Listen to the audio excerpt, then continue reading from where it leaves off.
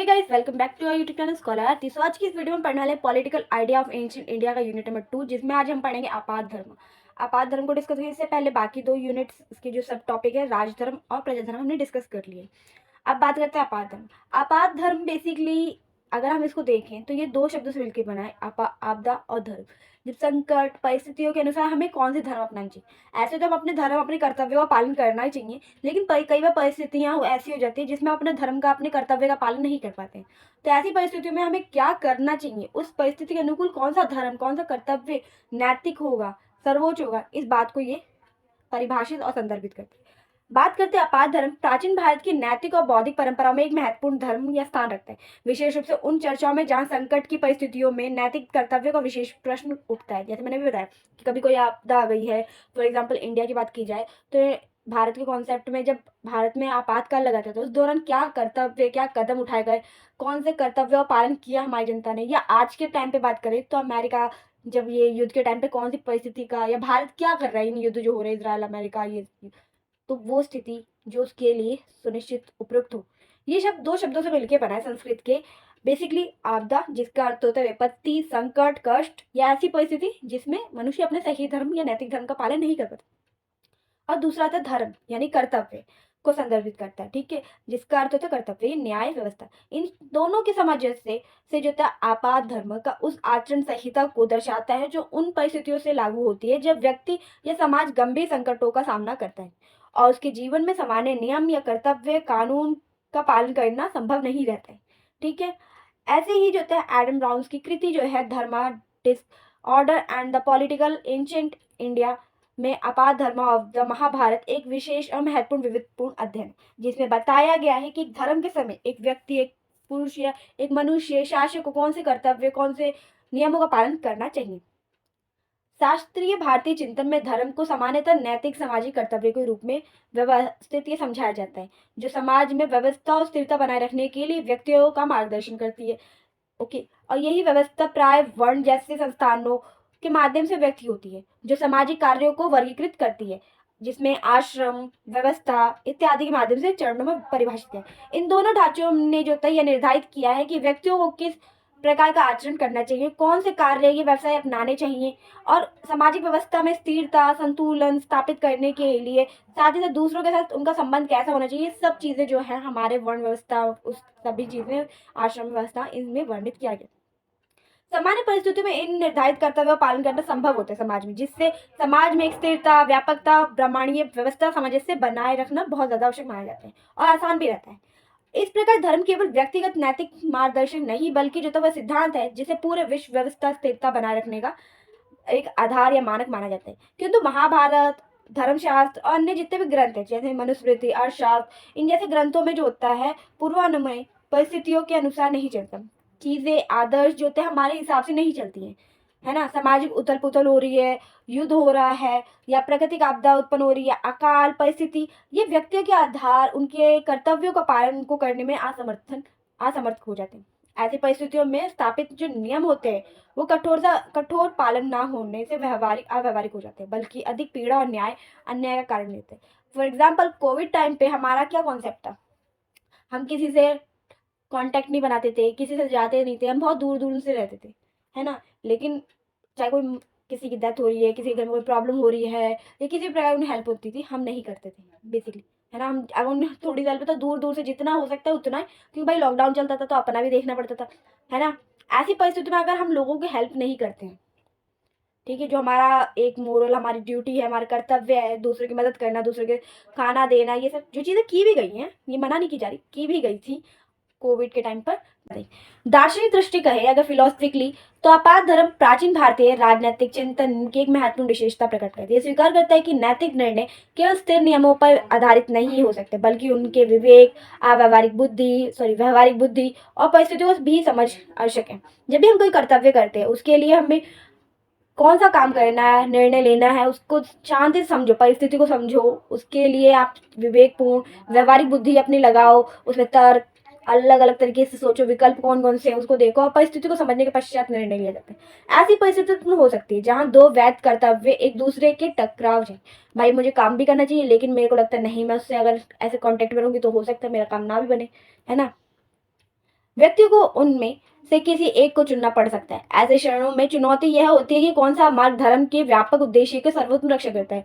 ऐसे टाइम पे जब हमारे लिए बहुत मुश्किल हो जाता है कि ऐसे ऑप्शन सिलेक्ट करना जो हमारे धर्म हमारे कर्तव्य के लिए सर्वोत्तम है। ये दृष्टि दर्शाता है कि प्राचीन भारतीय राजनीतिक चिंतन या नैतिक चिंतन अत्यधिक परिष्कृत था, जहाँ नैतिक कर्तव्य यांत्रिक यानी कि एक मशीनिकल नियम पालनों के बजाय चिंतन और विवेक की प्रक्रिया के रूप में समझाए जाते थे।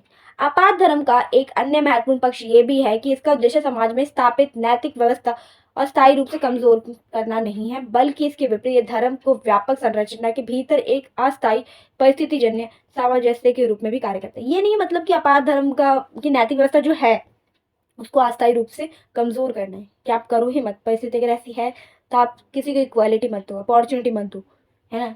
लेकिन ये भी देखो कि उस परिस्थिति के हिसाब से आपके पास कौन से राइट्स हैं, है ना, उसके आधार पे आपकी नैतिकता क्या बन रही है।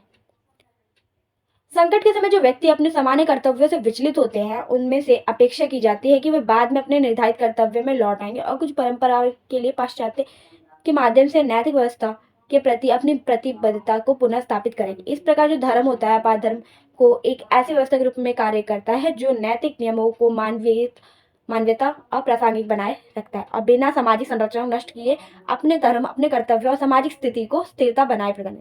आपात धर्म की अवधारणा महाभारत ग्रंथों में, धर्मशास्त्रों में, महाकाव्य जैसे ग्रंथों में कई बार मिलती है ना। विशेष रूप से शांति पर जब युद्ध हो जाता है तो जहां नैतिक अनिश्चितता, राजनीतिक दायित्व, नैतिक दुविधाओं पर गहन चर्चा की है। महाकाव्य में बार बार यह रेखांकित करता है कि धर्म सूक्ष्म है, जटिल और कई बार ये समझने में कठिन होता है, विशेषकर तब जब व्यक्ति असाधारण परिस्थितियों का सामना करता है जाती है तो आपको अपने धर्म का पालन करना दो। ऐसे धर्म, ऐसी परिस्थिति, ऐसे कर्तव्य जो आपके धर्म के लिए सर्वोत्तम। तब में आपात धर्म एक महत्वपूर्ण नैतिक विचार के रूप में सामने आता है जो जीवन, न्याय, सामाजिक व्यवस्था को खतरे से बचाने के लिए सामान्य नियमों से विवेचना की अनुमति देता है। महाभारत में आपात धर्म एक विस्तृत उदाहरण शांति पर्व में वर्णित ऋषि विश्वामित्र की कथा में मिलता है। कुछ कथाएं हैं महाभारत की जो कि आपको आपात धर्म को समझने में, कैसे आपात धर्म है, वो क्या करता है, उसकी परिभाषा क्या है, उसका मेन कॉन्सेप्ट, मेन आइडिया क्या है, वो समझने में मदद करती है। एक कहानी, एक कथा यही है कि यहाँ पे बताया गया है विश्वामित्र द्वारा एक कथा थी जिसमें आपात धर्म को वर्णित किया गया है। ये कथा एक भयंकर अकाल की पृष्ठभूमि में घटित होती है, ठीक है, जब बहुत भयंकर अकाल पड़ता है जिसमें पूरे देश प्रभावित होते हैं, नगर उजड़ जाते हैं, लोग जीवित रहने के लिए संघर्ष कर रहे हैं। विश्वामित्र अपने तप संयम से जीवन के लिए प्रसिद्धि थे, ठीक है, अपने तप के लिए, संयम पूर्ण जीवन के लिए काफी ज्यादा प्रसिद्ध थे। अत्यधिक भूख के कारण भोजन की तलाश में भटकने लगते थे, ठीक है, जब बहुत ज्यादा भूख बढ़ गई तो वो भोजन के लिए तलाश में लोग भटकने लगते थे। जब उन्हें वैध साधनों से भोजन प्राप्त नहीं होता तो वह अंत में चंडालों की बस्ती में पहुंच जाते हैं। वैध तरीके उस टाइम का सोचिए जब समाज अलग अलग वर्ण में बंटा हुआ था। उस टाइम पे जब ऋषियों को बेसिकली आपको पता होगा उस टाइम पे ऐसे समाज में चलता था डिस्क्रिमिनेशन। जब ऋषि को जो काफी उच्च माने जाते समाज में उसको खाना नहीं मिलता था एक वैध स्रोत से, तो ऐसे में वो अपने जीवन के लिए, अपनी रक्षा करने के लिए चंडाल के बस्ती में पहुंच जाते हैं। के क्षण में वह एक चंडाल की झोपड़ी में मृत कुत्ते का मांस लेने का प्रयास करते हैं। यह कार्य पारंपरिक धर्म व्यवस्था के भीतर गंभीर नैतिक प्रश्न उत्पन्न करता है, लेकिन चोरी को नैतिक अपराध माना जाता है। ब्राह्मण के लिए कुत्ते निषिद्ध यानी मना था, कभी भी कोई मांस नहीं खाता, कोई भी कुत्ता। जब चंडाल उन्हें इस क्षण के लिए टोकता है, ठीक है, कि ऐसा आप नहीं कर सकते, आपके लिए तो ये अपराध है, आप नहीं खा सकते, जब चंडाल कहते ये कथा एक जस्ट तो उन्हें वो याद दिलाते हैं ऐसा व्यवहार वर्ण व्यवस्था धर्म का उल्लंघन है, जिसमें वर्ण व्यवस्था के तो खिलाफ है कि आप चंडाल घर आके खा रहे हो, ठीक है, दूसरा कि आपके जो तप आपने संयम इतना सब कुछ किया है, अपने पुण्य कमाए, वो सब नष्ट हो जाएगा। किंतु विश्वामित्र आपात धर्म के तर्क के आधार पर वे एक प्रभावशील उत्तर देते हैं, ठीक है, कि भाई आपदा की स्थिति है तो वो एक प्रभावशील उत्तर देते हैं। वो कहते हैं कि जीवन की रक्षा को अनुष्ठानिक शुद्धता और सामाजिक प्रतिबंधों से अधिक महत्व दिया जाना चाहिए, ठीक है, जीवन की जो रक्षा है वो अनुष्ठान हो गया, कुछ भी, वो सबसे ज्यादा इंपॉर्टेंट है। और इसको दिया क्योंकि यदि जीवन ही नहीं रहेगा तो धर्म, ज्ञान, तप का पालन भी संभव नहीं है। दूसरे शब्दों में धर्म का पालन करने की संभावना स्वयं जीवन रहने के अस्तित्व पर निर्भर करती है। आपने एक कोटेशन सुना होगा बेसिकली बहुत पॉपुलर को लेकर कि पेट पूजा फिर काम दूजा। अगर आप भूखे रहोगे तो आपका ध्यान भी खाने की तरफ लगेगा और काम भी ठीक से नहीं होगा। तो वही चीज यहाँ पे भी वही कहना चाहते हैं कि अगर मैं ही जिंदा नहीं रहूंगा, अगर भूख में तड़प के मर जाऊंगा, मैं यही कहूंगा कि भाई मैं अपने वर्ण, अपने धर्म का पालन करता हूँ, मेरे को नहीं खाना चाहिए इसका खाना, चंडाल के घर नहीं जाना चाहिए, ये सब नहीं करना चाहिए। तो ऐसी स्थिति में मैं जीवित ही नहीं रहूंगा, जबकि मेरे पास उपलब्ध विकल्प है ना। अगर मैं ही जीवित नहीं रहूंगा तो धर्म, मेरा तप, मेरा ज्ञान कुछ भी संभव नहीं होगा करना। इसलिए धर्म का पालन करने के लिए स्वयं का जीवन जीवित रहना और स्वयं के जीवन की रक्षा करना भी, अस्तित्व में रहना भी निर्भर करता है। ये कथा आपदा धर्म के एक केंद्रीय सिद्धांत को स्पष्ट करता है कि वह कार्य जो सामान्यतः निंदनीय माना जाता है, जो बेकार माना जाता है, बहुत खराब माना जाता है, अंततः आवश्यकता की स्थिति में जीवन की रक्षा के उद्देश्य से किए जाने पर नैतिक रूप से उचित हो सकते हैं। जब आपके जीवन की रक्षा करने के लिए ऐसा उद्देश्य उत्पन्न हो तो वो कार्य नैतिक रूप से माना जाता है ना। विश्वामित्र अंततः उस मांस को खा लेते हैं, बाद में स्वयं शुद्ध करने प्रायश्चित करते हैं। यह प्रसंग नियमों के उल्लंघन का उत्सव नहीं मानता, बल्कि यह दिखाता है कि कभी कभी नैतिक नियमों को अपने अंतिम उद्देश्य की पूर्ति के लिए उपस्थिति के अनुरूप ढालना पड़ता है। इन कथाओं के माध्यम से महाभारत में एक महत्वपूर्ण नैतिक शिक्षा प्रस्तुत करता है। धर्म के आत्म नियमों के शाब्दिक पालनों से अधिक महत्वपूर्ण है सत्य, व्रत, अनुष्ठान, शुद्धता महत्वपूर्ण सिद्धांत है। शुद्धता की ये महत्वपूर्ण सिद्धांत है। जब आप ये सब चीजें करते हैं, तप करते हो, व्रत करते हो, सत्य करते हो, अनुष्ठान करते हो, किंतु उन्हें इस प्रकार लागू नहीं किया जाना चाहिए जिससे वह अन्याय या पीड़ा उत्पन्न करे। इसलिए महाकाव्य व्यक्ति की नैतिक दुविधाओं को सामना करते समय विवेक, संयम का प्रयोग करने के लिए प्रेरित करते हैं। कुरुक्षेत्र में युद्ध का एक व्यापक आख्यान भी है, एक ऐसे संदर्भ प्रदान करता है जहां आपात धर्म की प्रासंगिकता स्पष्ट होती है। युद्ध को न्याय धर्म की पुनः स्थापना करने के लिए संघर्ष के रूप में प्रस्तुत किया जाता है। फिर भी संघर्ष के दौरान अपनाई गई कई रणनीति स्थापित युद्ध नियमों का उल्लंघन करते हुए प्रतीत होती है। कौरव के पक्ष में कई प्रकार के योद्धा, भीष्म, द्रोण, कर्ण, दुर्योधन ऐसी युक्तियों के माध्यम से पराजित होते हैं जो पारंपरिक युद्ध साहित्य में भिन्न है।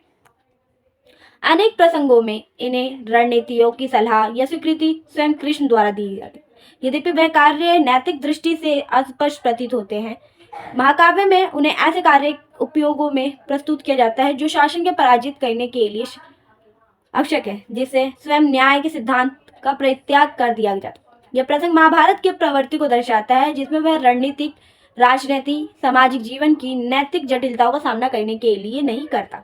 महाकाव्य धर्म को केवल एक ऐसे सरल नियम के रूप में प्रस्तुत नहीं करता जो हर परिस्थिति में स्पष्ट उत्तर दे। इसकी बजाय वह बार बार संकेत करता है कि धर्म कभी अनिश्चितता, विरोधाभासी या यह तक कि विरोधाभासी पूर्ण भी नहीं दिखाई देता। स्वयं भीष्म पितामह जो थे, उन्होंने शांति पर्व में स्वीकार करते हैं कि कभी कभी धर्म अधर्म जैसा प्रतीत होता है कि भाई मैं अपना धर्म का पालन नहीं कर रही, लेकिन कभी कभी वो धर्म होता है अधर्म धर्म जैसा, जिससे नैतिक निर्णय लेना कठिन होता है और यहाँ तक कि बुद्धिमानों के लिए भी। आपको एक प्रसंग याद होगा महाभारत में, जहां अर्जुन को अपने सगे संबंधियों पर ही बाण चलाना पड़ा था, उनसे युद्ध करना पड़ा था। अगर देखा जाए तो वो एक तरीके से तो अनैतिक है भाई अपनों के साथ, और एक था छल कपट के साथ भी युद्ध किया गया था, है ना।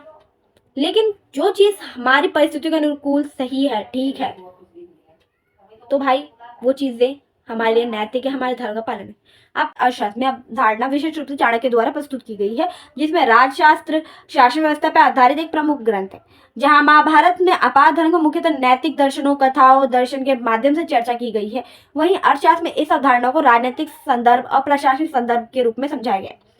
महाभारत में आपको एक नैतिक और दार्शनिक दृष्टि प्रदान की गई है। अब अर्थशास्त्र के अंतर्गत जो है अपार धर्म को आप राजनैतिक, प्रशासनिक उत्तरदायित्व के दृष्टिकोण में समझेंगे।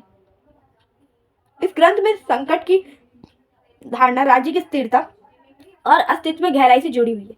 आपात धर्म के सिद्धांतों को उन मार्गदर्शनों और नियमों के रूप में प्रस्तुत किया जाता है जिनके माध्यम से शासक असाधारण परिस्थितियों में राजनीतिक व्यवस्था को बनाए रखता है।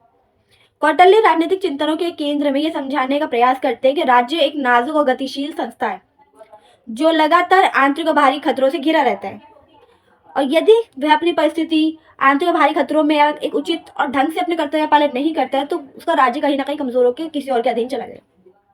विद्रोह, आक्रमण, आर्थिक पतन, अकाल, षड्यंत्र जैसे कारक जो कि राज्य की अस्थिरता को बनाए रखते हैं और सत्ता को कमजोर कर सकते हैं। ऐसी परिस्थितियों को सामान्य प्रशासनिक प्रक्रिया, नैतिक मापदंड, संकट की गंभीरता को सामने लाने का प्रयत्न करें। इसलिए अर्थशास्त्र में शासन के प्रति एक लचीला दृष्टिकोण आवश्यकता को स्वीकार किया, जिससे शासक राज्य की सुरक्षा के लिए उचित परिस्थिति के हिसाब से न्याय, निर्णय, रणनीति उत्पन्न या ले सके निर्णय, है ना।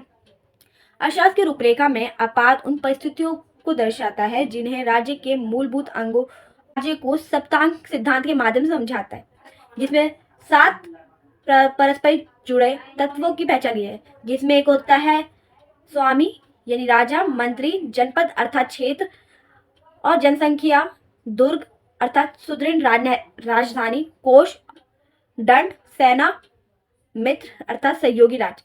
जब इन महत्वपूर्ण अंगों में से कोई भी गंभीर संकट का सामना करता है, जैसे कोष का खाली होना, सेना का कमजोर होना, आंतरिक विद्रोह होना इत्यादि, ऐसे समय में शासक को परिस्थिति के अनुरूप विभिन्न प्रकार की नीतियों को अपनाना पड़ता है।